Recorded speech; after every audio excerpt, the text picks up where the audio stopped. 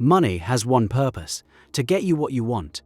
Most people who hear that feel a flash of discomfort, a sense that this is a cynical and incomplete view of the world.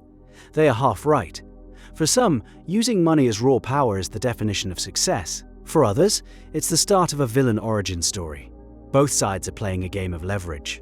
The only real difference is which rules they're willing to break. Where do you stand? By the end of this, you might change your mind. The purest form of leverage is transactional.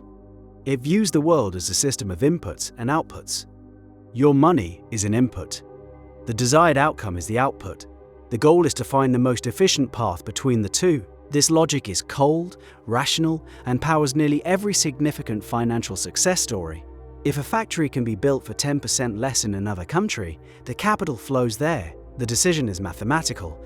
When you have enough money, you can buy speed, you can buy access, you can buy silence. You can pay a premium to have a product delivered tomorrow instead of next week. You can invest in a startup to get early access to its technology. You can hire the best lawyers to make a problem disappear. This is money functioning as a tool, as a simple application of force. The person with more force available wins. They get the apartment with the better view. They get their child into the better school. Their company wins the contract. The logic is clean. It's brutally effective. That sounds convincing, but there's a problem. The levers you pull are almost always attached to other people. The efficiency you create for yourself is often a direct cost paid by someone else. The factory that moves overseas for a 10% saving leaves behind a town with a hole in its economy. The premium you paid for overnight shipping is subsidized by the frantic pace of a warehouse worker trying to meet their quota. Your access to the best lawyer means the other side, with less funding, faces an impossibly uphill battle for justice. Suddenly, the clean mathematical equation is very messy. It's covered in human consequences. This is the core of zero-sum thinking.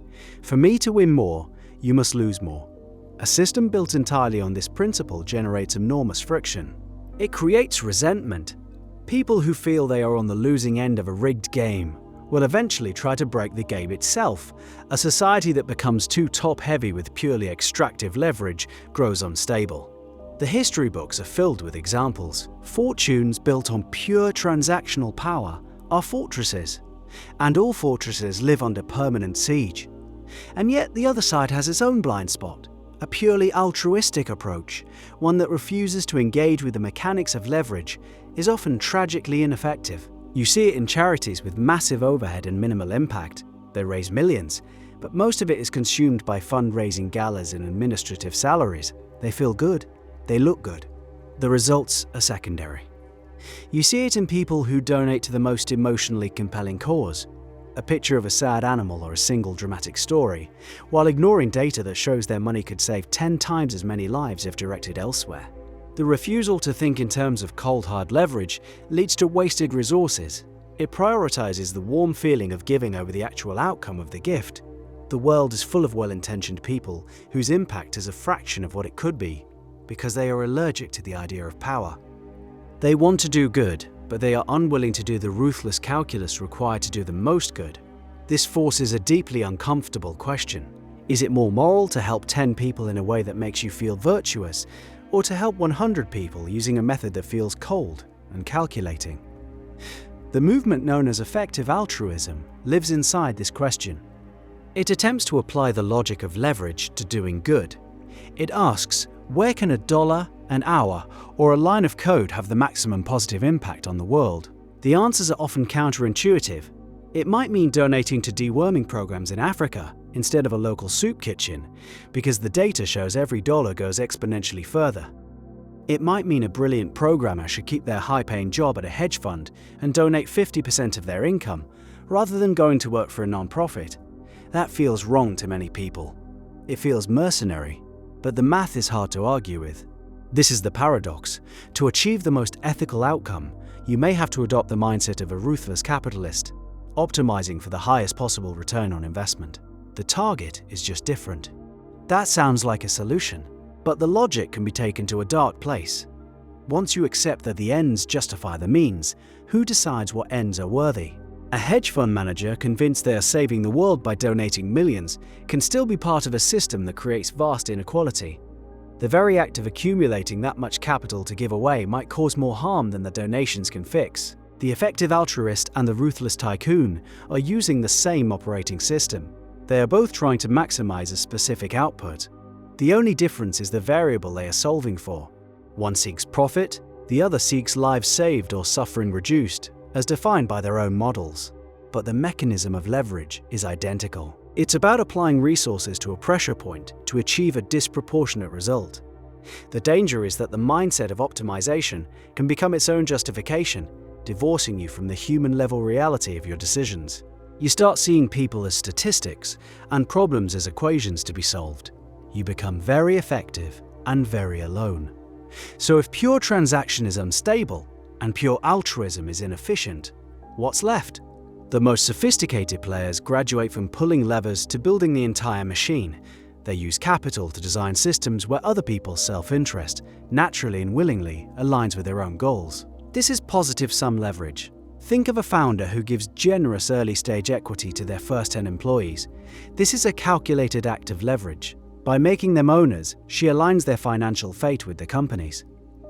They will now work longer hours, think more creatively and defend the company as their own, all out of rational self-interest. They are pulling in the same direction because she designed a system that made it profitable for them to do so. Compare this to the factory owner who pays minimum wage and replaces workers who complain. One is building an army. The other is managing a chain gang. Both are using money as leverage, but they are playing entirely different games. This principle of system design is everywhere. A city wants to reduce traffic. It can use negative leverage, fines, tolls, congestion pricing. This creates an adversarial relationship. Or it can use positive leverage, subsidize public transport heavily, build protected bike lanes that make cycling faster and safer than driving, and offer tax credits for companies that encourage remote work. It designs a system where the easiest, cheapest, and most pleasant choice for the individual is also the best choice for the collective. The citizen doesn't feel coerced. They feel like they're making a smart decision for themselves. That's the art of it. You use capital to change the landscape of choices, so the path of least resistance leads directly to your desired outcome. You are leveraging human nature itself. This is what separates a mere manager from a true architect. The manager tells people what to do. The architect builds a world where they want to do it. This is the pinnacle of financial leverage.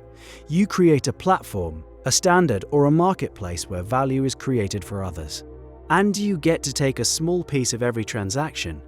Think of the creators of the open-source Linux operating system. They gave away the core product for free. This seemed insane to a company like Microsoft, which sold software licenses. But by making it free, they leveraged the self-interest of thousands of developers around the world to build, improve, and secure the system.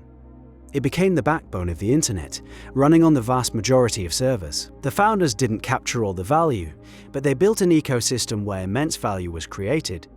And they benefited immensely through consulting, support contracts, and building companies on top of the platform they had spawned.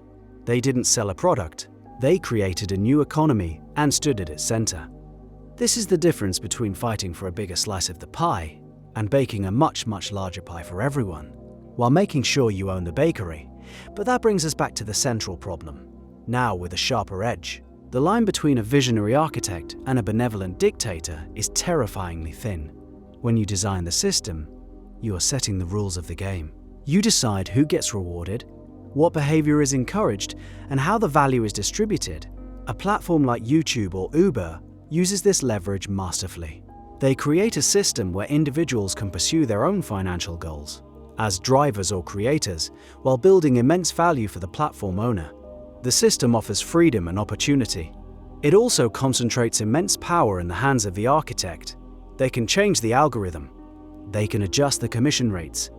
They can deplatform a user overnight. The participants are free to play the game, but they are never free from the game designer.